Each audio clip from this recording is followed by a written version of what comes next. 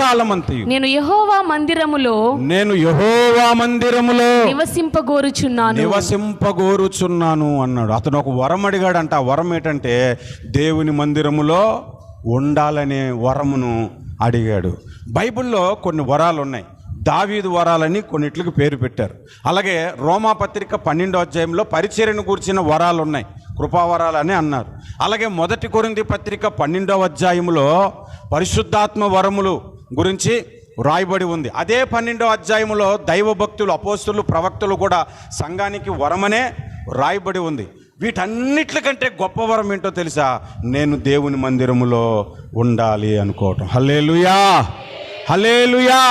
వీటన్నిటికంటే అది గొప్ప వరము కాబట్టి ఆ ఒక్కటి నాకుంటే మిగిలిన అన్ని వరాలు ఉంటాయి మన దగ్గర. దేవునికి స్తోత్రం.